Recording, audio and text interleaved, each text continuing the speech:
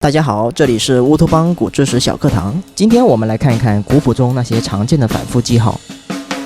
反复记号非常实用，它可以减少谱面中重复的内容，从而提高看谱和记谱的效率。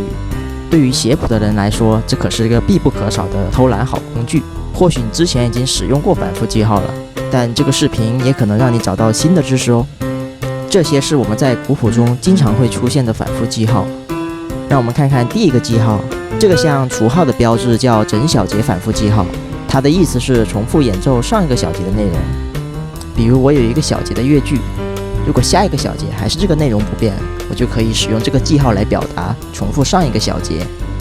同理，如果接下来还是不变，我们就可以一直使用这个记号，反复的重复上一个小节，这样就可以很轻松的减少我们的工作量，看谱演奏也会更加直观方便。但是如果我们要重复两个不一样的小节怎么办呢？这个时候就可以把这个整小节记号再加多一条斜杠，并在上面写上数字2，放在两个小节之间，这样表示重复前两个小节的内容。但这时你肯定会问，如果我有3个或者更多的小节怎么办呢？这就要用到我们的第二个记号，段落反复记号。顾名思义，它的意思就是重复整个段落，在需要反复的段落两边画上一粗一细的竖线，然后加上一个冒号。这个记号的好处就是不限制小节的数量，只需要在它框住的段落里面。例如我们有一个4小节的乐段，想再重复演奏一遍，我们就可以使用这个记号。通常它默认表达的是演奏整个段落2遍，正常演奏1遍，然后再重复1遍。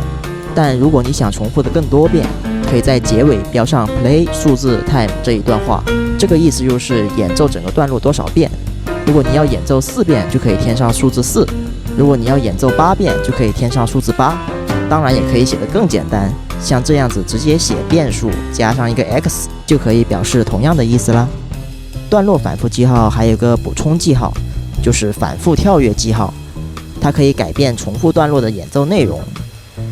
因为这个记号很像房顶，所以我们也俗称它是跳房子。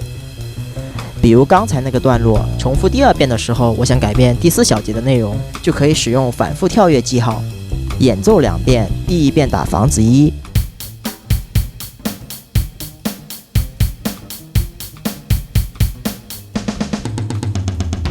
第2遍跳过房子1，打房子2。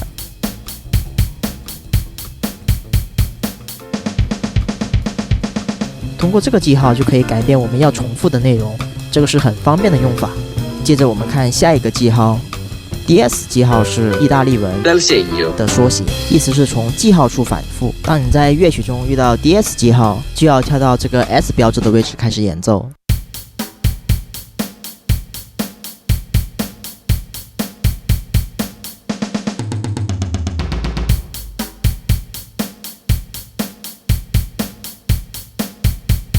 结尾遇到了 DS 标记，就要从 S 记号处开始往下演奏。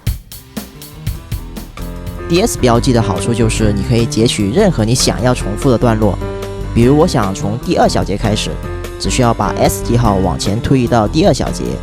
如果我想达到第7个小节反复，就把 DS 标记推移到第7个小节就可以了。有时我们想跳过一些中间不想重复的段落，会搭配这个像龟壳一样的记号一起使用。这个是反复省略记号，它可以省略掉我们反复时不需要的段落。因为这个记号从远处看很像一个龟壳，跟跳房子一样，它也有一个俗称叫做跳乌龟。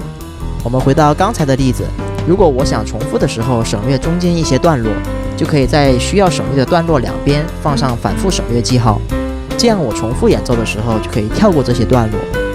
但这里要提醒一点，第1遍演奏我们还是正常的演奏这些段落，只有第2遍重复时我们才要跳过。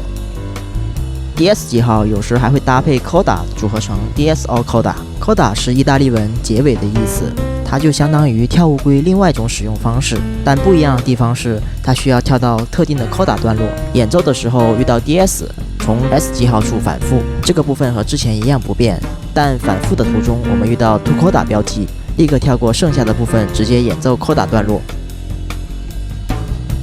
最后一个记号是意大利文的缩写，意思是从头反复，一般搭配 fine 记号一起使用。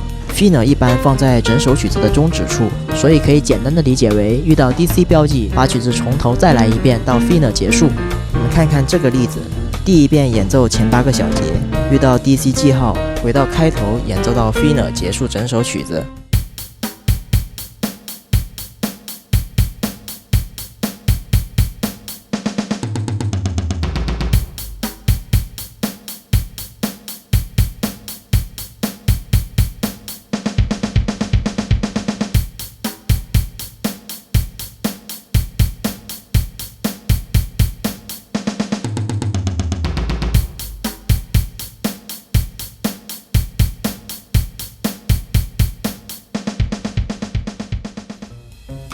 这是 DC 记号在古谱中经常会用到的形式。当然，我们前面讲的反复省略记号和 coda 记号同样可以使用在这个记号里。因为篇幅的关系，这里我就不详细解释了。这样，我们古谱中常见的反复记号就介绍完了。看到这里，你一定会说，这么多记号和用法，我根本记不住啊！这里我做了一张意识图，把视频介绍的所有记号都写在上面。我会把意识图的高清图片放在下面，大家可以保存下来，随时方便查询哦。以后遇到这些记号，就再也不会被搞得晕头转向了。下次自己写谱的时候，也可以试试用这些记号来偷偷懒哦。好了，这里是乌托邦古知识小课堂，谢谢大家的观看，我们下期再见喽！关注我们，可以获取更多关于乐器课程最新曲谱的资讯哦。